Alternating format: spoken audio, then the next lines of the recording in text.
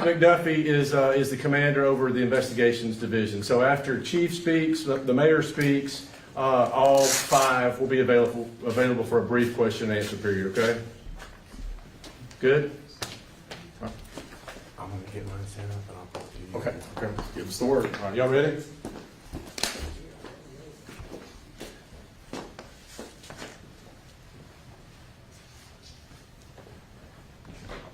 Good afternoon. The incident that took place this past Sunday certainly could have had a different result. I credit the quick reaction and response of the Hoover police officers and officers from neighboring jurisdictions that took quick control of the scene, ultimately that led to the resolution of our conflict. I want to thank these police supervisors that are with me today that were on the scene on Sunday and did a great job. At about 11:25 a.m. on Sunday, our 911 center received a call from a driver on 459 between Morgan Road and John Harkins Parkway who said that a vehicle had pulled up beside him, that looked over, and the individual was pointing a handgun at him. His quick response, you heard after his quick response, at least 5 or 6 gunshots. Thank goodness that none of those bullets hit the vehicle or either him, his wife who was in the vehicle, and also his young son who was in the back seat. All indications, the shooting was random, and we don't think those victims were actually specifically targeted for any reason. The shooting victim and another witness who called 911 provided a brief description of the vehicle and the driver. Our officers began searching 31 Lorna Road area. That was the place that they said that they had seen the vehicle get off the interstate. And within just a few minutes, they were able to find the vehicle and a suspect around the 3600 building of the apartment complex, the Park at Hoover. Contact was made. He immediately became non-compliant, eventually led to that individual firing several rounds at police. One of our officers was struck, sustained life-threatening wounds in both arms. Officers returned fire, able to render aid while calling for medical assistance. Our officer was transported immediately to UAB Hospital by Hoover fire medics. He is a 6-year veteran of the Hoover Police Department and has 12.5 years experience. He is married with 3 children. The Alabama Law Enforcement Agency was contacted to conduct the investigation into our officer-involved shooting. The officers who discharged their weapons are currently on administrative leave pending the investigation. Detectives with the Hoover Police Department presented their case to the Jefferson County District Attorney. The suspect, Evan Rashad Lucas, 31 years old, of Hoover, Alabama, has been charged with 3 counts of attempted murder related to the victims on the interstate. Each bond charge is $500,000, so the total bond on this particular case right now is $1.5 million. He is currently receiving medical treatment and will be transported to the Jefferson County Jail upon his discharge from the hospital. Right now, I want to invite Mayor Mercado to give a few remarks, and then we'll take questions. Mayor. Good afternoon. Thanks for coming by. We appreciate it. First, I want to just thank all of the agencies that quickly responded to the city of Hoover when the call went out for help. We're grateful for that.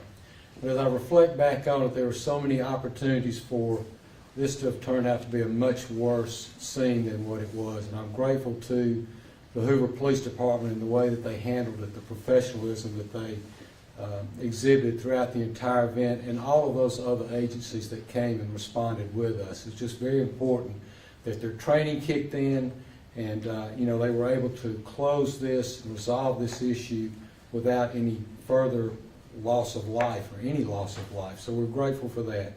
But I also just want to take this time just to remind people who our police officers are.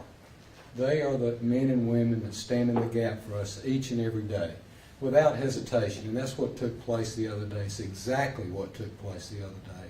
And just remember that these men and women are the same people that are sitting next to you in church. They're the same people out at the ballpark coaching their kids. They do and act and live lives just like each and every one of us do.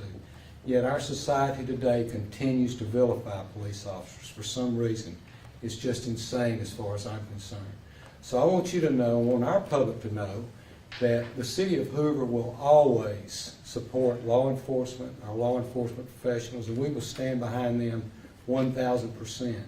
And I hope that the country at some point, those that don't feel the way I do, will wake up and understand exactly what these individuals stand for, what they are trying to accomplish.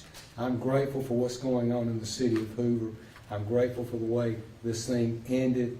I'm grateful that our officer is at home. And I'm grateful that the individual that was arrested is alive and being treated and certainly will be charged with this crime. So thank you for coming out today and giving us the opportunity to share with you what went on this past weekend. Thank you.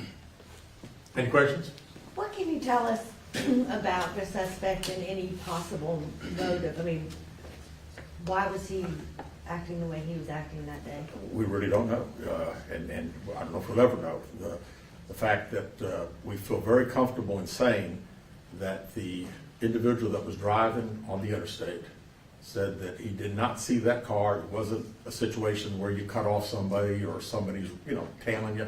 The situation that they're just driving down the interstate, all of a sudden they look over, this guy's got his window down and he has got a handgun pointing at him. And again, I would say thank goodness for his quick reaction to put the brakes on real fast, that when he heard those gunshots that the individual missed him. So really, we have no idea. How many officers are on leave? How many officers fired? 2, yes. Has he been cooperative with questions from you all? We have not talked to him at all. Are you all aware of any mental issues that he may or may not have? I'm not aware of any, no ma'am. And so just as a police chief, I mean, this situation was grand.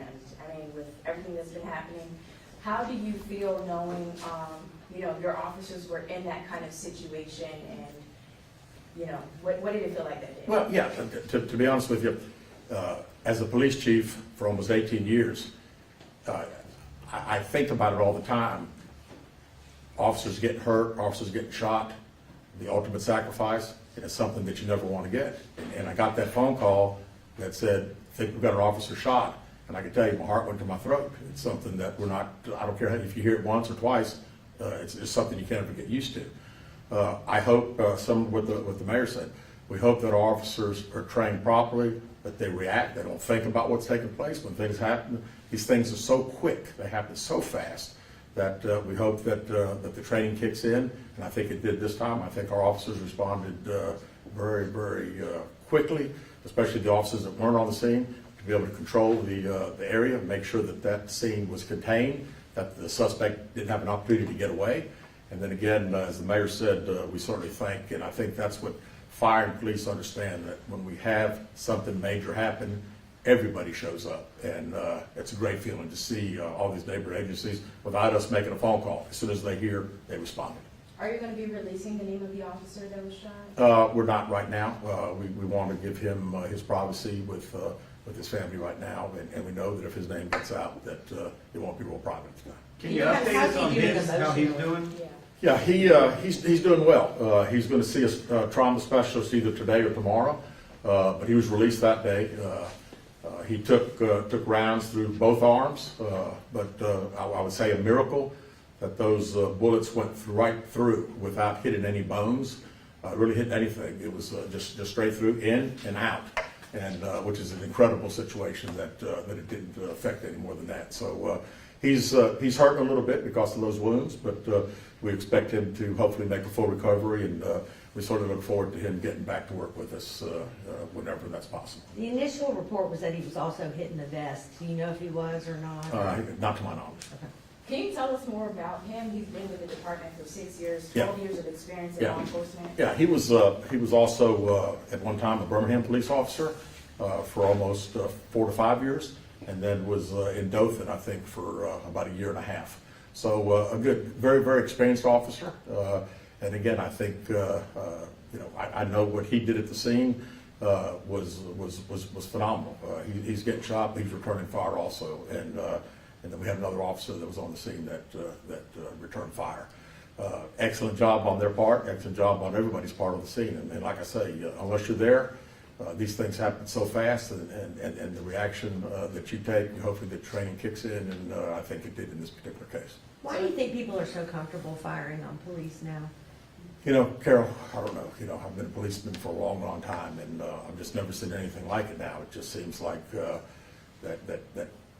people just, you know, to resolve conflict, they just pull guns out and shoot. In the old days, you might go hand to hand, fist to fist, but it seems like those days are over. And I don't know, you know, there's all sorts of reasons that you hear. People talk about, you know, about video games and all the stuff that happens in video games, killing police and just individuals in those games. And then I think sometimes too, the fact that you hear some political leaders around the country talking about defund police and we need to do away with police and that type of thing. And maybe when people hear that they think that they can do anything they want to do and nothing should happen to them. I really don't know. If I knew, I'd probably make a lot more money than what I'm doing now. Could you further detail the conversation that got the suspect to leave and at least give himself up to police? Maybe somebody else could discuss that a little bit. Yeah. Captain Escalito? Yeah, so, you know, we had negotiators from the Hoover Police Hostage Negotiation Unit and as well as assistants from Shelby County Sheriff's Office Hostage Negotiators, and having them on the scene. We were also getting some information from the suspect's family at that time, and it was really a collaborative effort to resolve this thing as peaceful as possible. And so through those efforts, we were able to finally get him to surrender peacefully and get treatment for his wounds as well. Was he communicative during the negotiations or no? Not to my knowledge, no. And just confirming, there was only one individual that was arrested that day. That was the individual that was walked out by police. There wasn't anybody else, correct? Yes, that is correct. Can you confirm any sort of a record of the individual, Lucas, the fellow arrested? Yeah. Past record? I'm not familiar with it. Yeah, I'm not aware of any previous. Yeah. Can I ask the mayor another question? You may, if the mayor will answer. Getting the chief's thoughts on, there has been a rise, especially this past year, in officer-involved shootings. You say you're concerned about that and that troubles you. Has the city of Hoover, have you all talked of doing any more to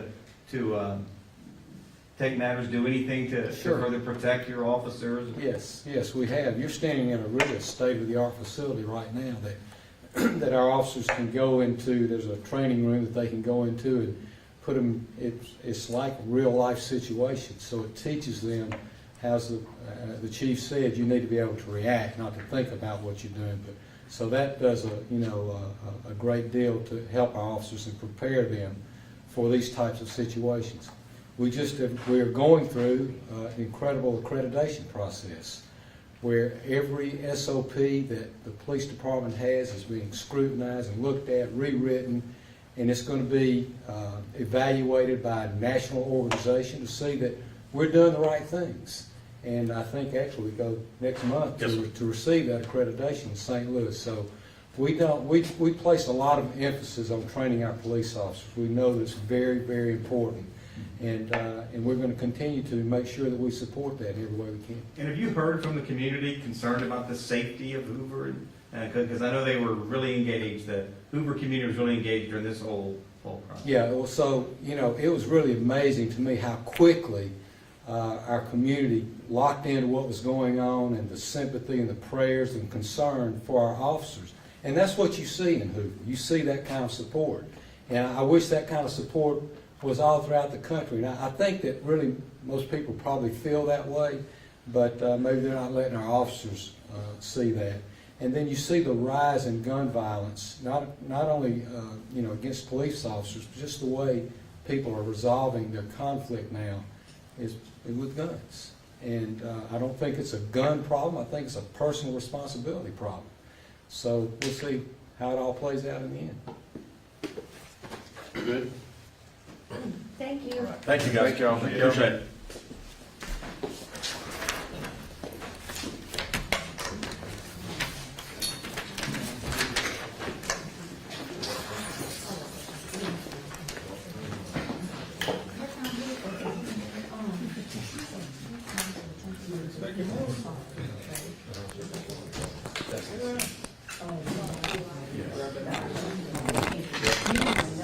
Mine's sitting on the desk.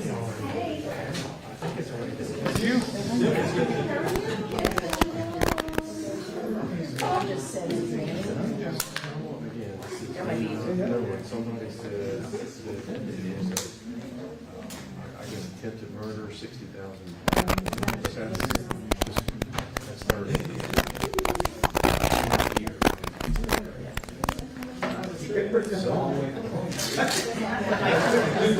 Not here,